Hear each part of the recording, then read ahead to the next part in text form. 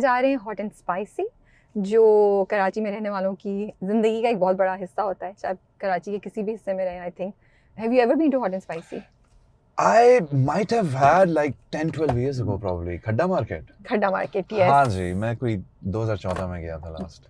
2014 में गए थे? जी। सो इट्स ऑलमोस्ट कितने 6 और 12 साल।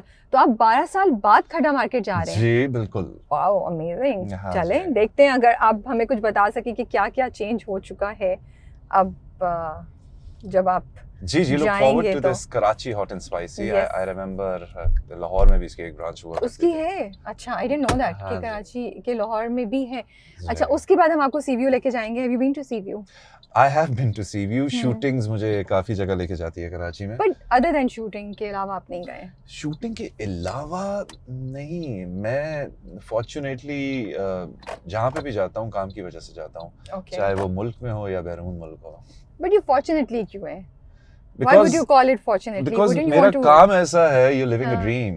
Yeah, that's also You true. are living a dream and Yeah. ये काम बहुत से लोग करना चाहते हैं और I consider myself lucky Yes. that I am doing this full time That's and this true. is my profession. Yeah. I think anything जो आपका पैशन हो और अगर आपका वो जरिया माश भी हो तो क्या जबरदस्त बात है। बिल्कुल, You know? इससे ये- ज्यादा मेरे ख्याल में आप खुशकिस्मत नहीं हो खुशकिस्मत सकते। नहीं होते क्योंकि फिर आप वो अपना पैशन, वो आवर्स आपको बुरे नहीं लगते, वो ख्वारी आपको बुरी नहीं लगती।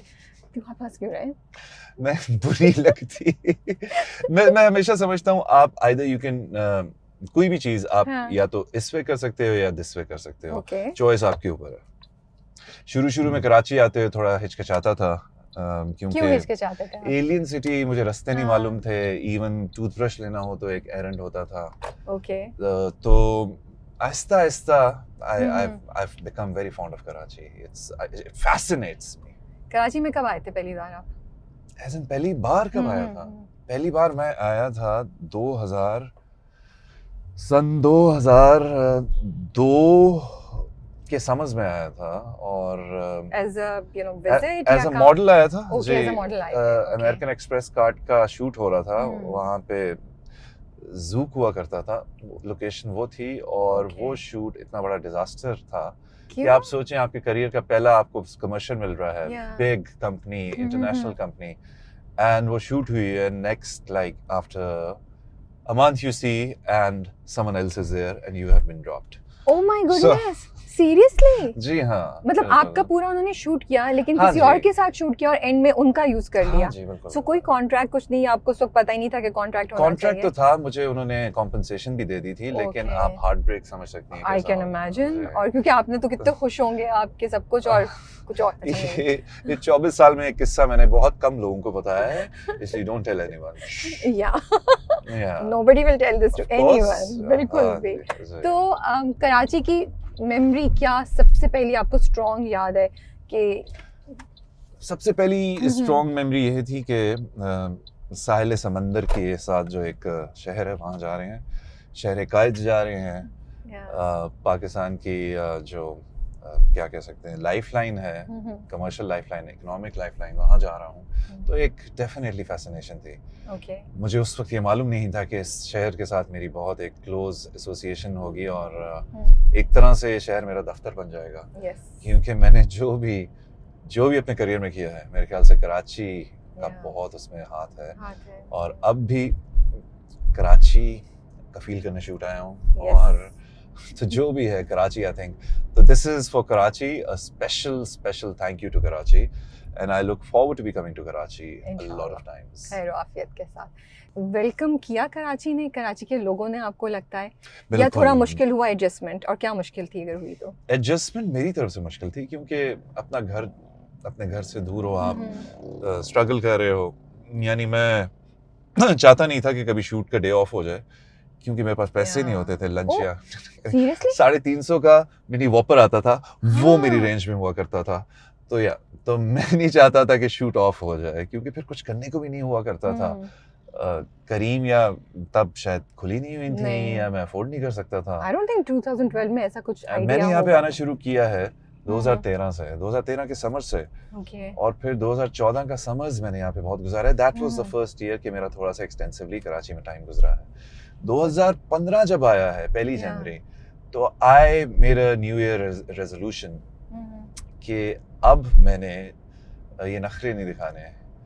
You have to go where the work takes you. आपका जहाँ पे तकदीर है, जहाँ पे आपकी किस्मत है, आप वहाँ पे नखरे नहीं दिखा सकते हैं. आपको वहाँ पे जाना होगा. मैं हमेशा ये कहता हूँ कि कामयाबी हम तक चल के नहीं आती, हमें चल के वहाँ तक जाना होता है.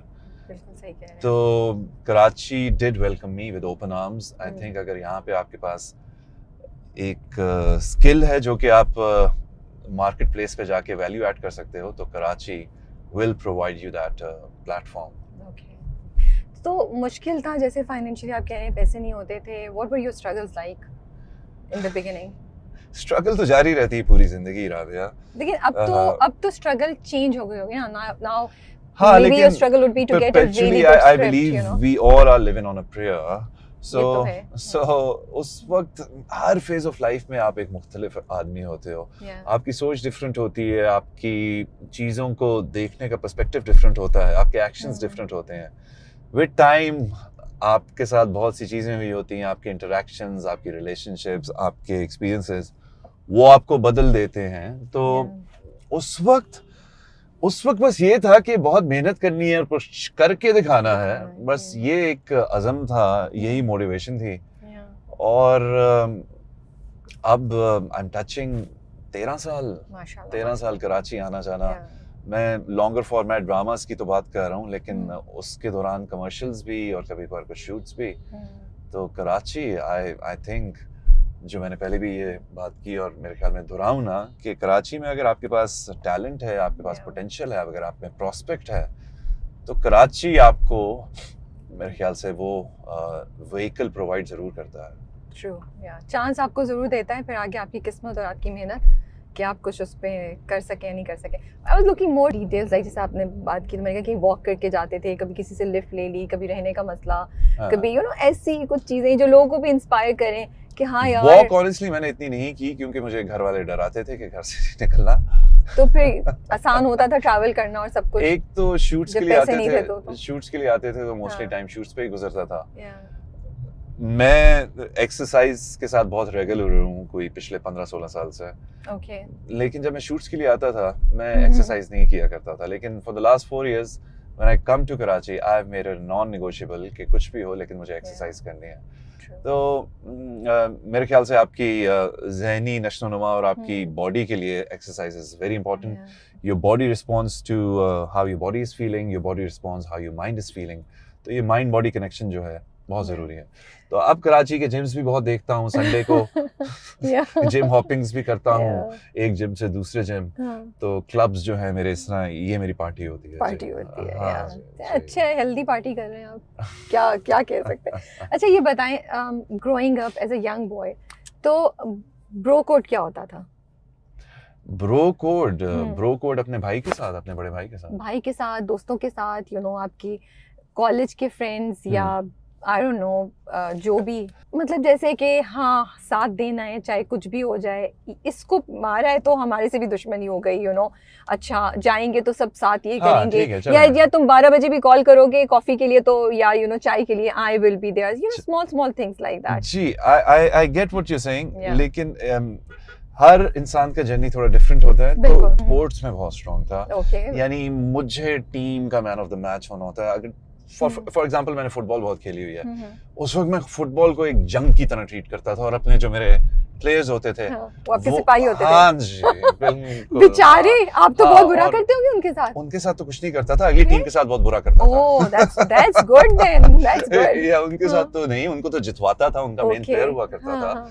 लेकिन उस दौरान अब सोचता हूँ पीछे देखते हुए कि ओह, शुक्र है कभी हाँ छोटी मोटे स्टिचेस लगे हैं, नाक के ऊपर एल्बो लगी है, लेकिन कोई बुरी इंजरी नहीं हुई, बिकॉज पीपल